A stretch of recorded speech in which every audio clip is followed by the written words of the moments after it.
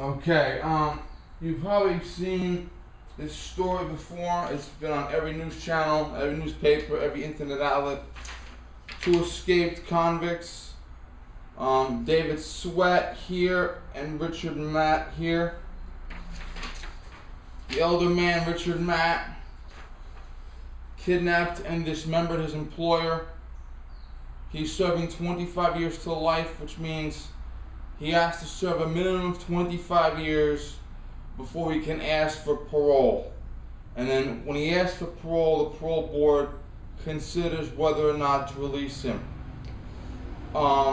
Considering how heinous his crime was, considering that his own brother testified against him, and the brother said recently that he's deathly afraid. The brother said recently that he's deathly afraid his brother will kill him and his wife. So, this escape aside, it's unlikely that he would have ever seen freedom again. Because the parole board has to consider, do they want you living next door to them? Do they want you living next door to women and children and the elderly? So it is highly unlikely he would have been given the parole no matter how nice he asked for it. You look at California. The Manson girls are begging for parole. They're turned down every time. You look at Susan Atkins. She was dying of a brain tumor, wheeled into the parole board, and Vincent Bugliosi himself, God rest his soul, he died recently, said, let her go home and die. And the parole board still said no. So, and that's California, which is pretty damn liberal. So, most parole boards don't want people that are this dangerous to be let out. The next man, David Sweat, is a year older than I am. When he was 21 years old, he shot and ran over a sheriff's deputy. He is serving life without any chance of parole. And these men were up in a prison, which is well over 150 years old. It's like the 1840s, I think. They began a relationship with a prison civilian employee named Joyce.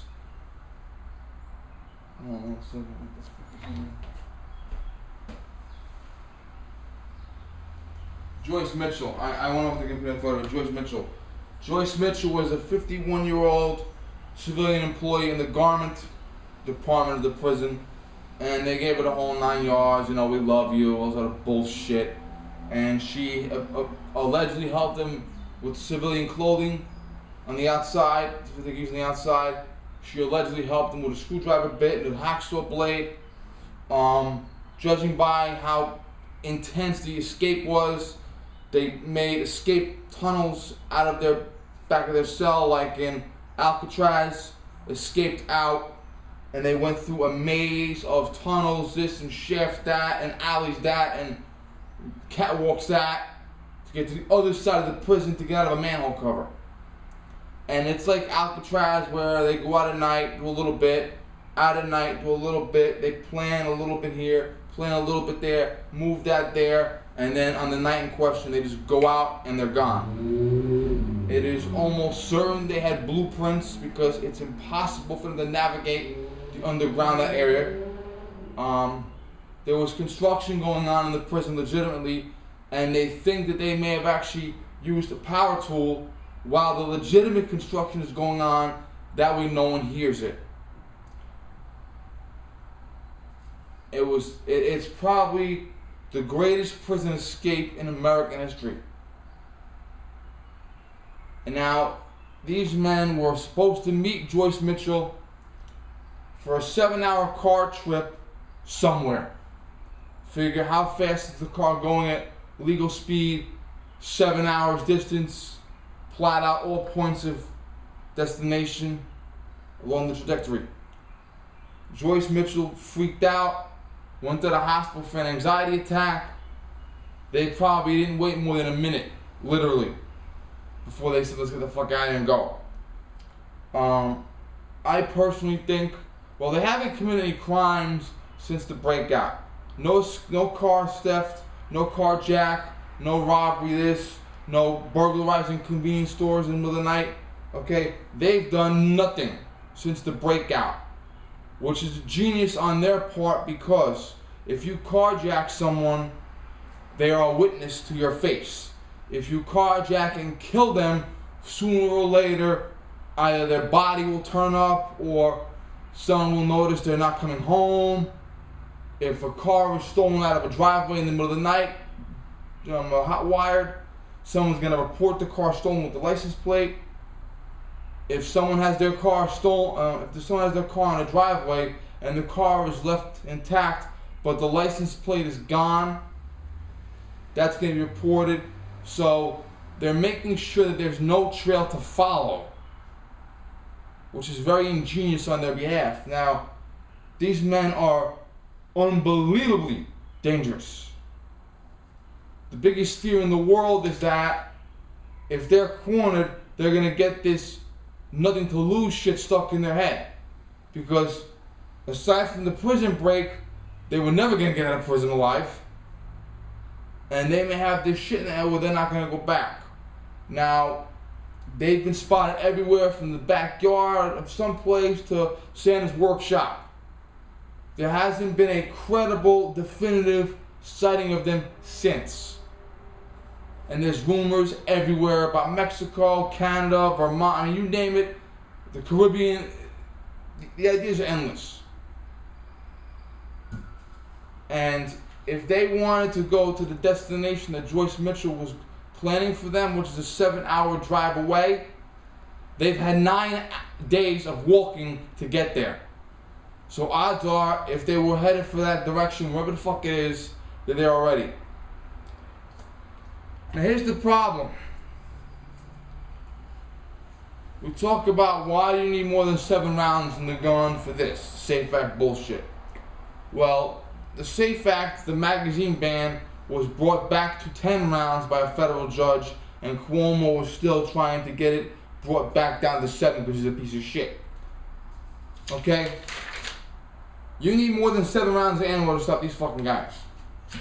Now, like I said, it's entirely likely they're not going to commit a crime because they don't want a trail for people to follow. They want to just go.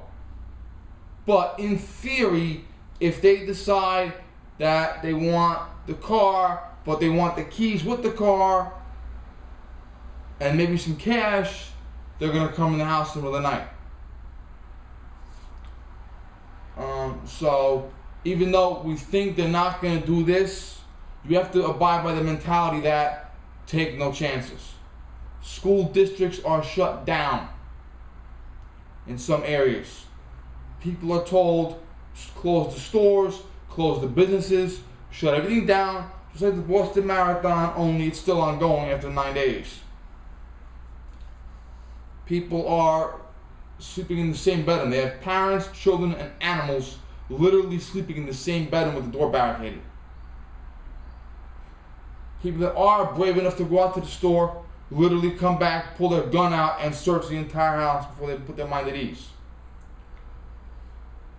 The area that they're in, a lot of these farm communities up north by Canada, way the fuck out there are more cows than people.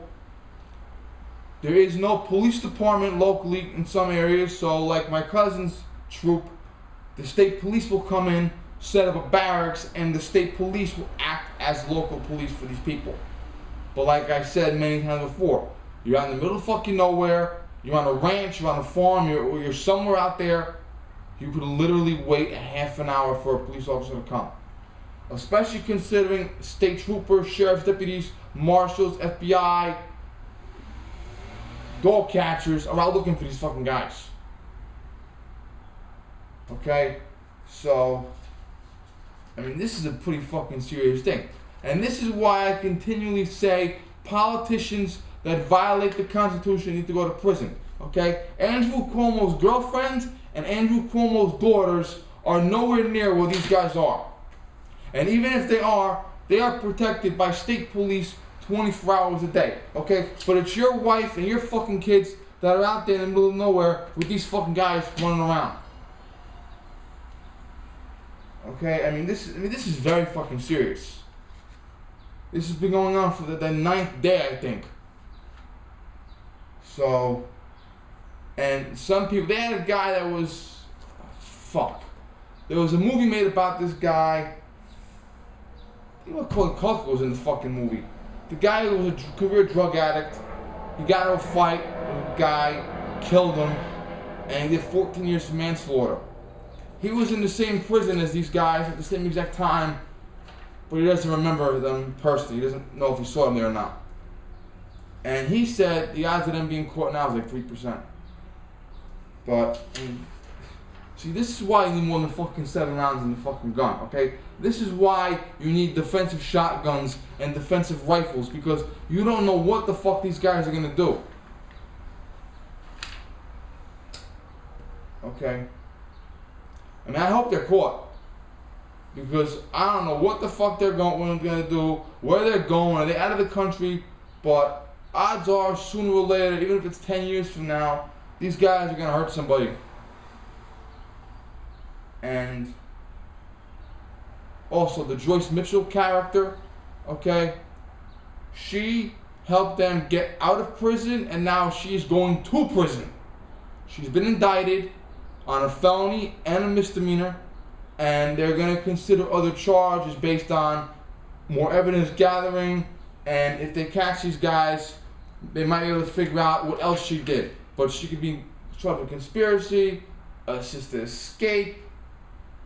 Now here's the issue. If these guys kill somebody, even if they kill a bad guy, she is indicted for first-degree premeditated murder, because it is a felony to help someone escape from prison. And if someone is murdered by an inmate that got out of prison because you helped them escape, you are charged with first-degree murder. Someone dying as a direct result of you committing a felony is first-degree murder. It doesn't matter that she's locked up in a jail cell awaiting trial and the murder takes place somewhere else that she had no idea about, but yeah. They say the charges she's got, she's looking at 7 years, but the other charges they're going to add on, she's looking at more than 7 years when you look at it logically. I mean, some people throw their fucking lives away. She's hugging them, kissing them, fucking them, sucking their dicks. I love you, I'll do anything for you, all this other bullshit, I'll help you out, blah, blah, blah. Let me tell you something. These fucking guys, they're gone. They don't give a fuck about her. Okay? They haven't thought about her since the minute they walked out of that prison. They walk out of the prison, come out of the manhole, look around, where's Joyce? She's gone. Okay, let's get the fuck out of here. Boom. They don't care about her at all. You throw your life away to help two fucking murderers, and they don't give a fuck if you die, okay? Joyce Mitchell could fucking hang herself in a jail cell now, and these guys won't give a shit. They don't care. People are fucking stupid.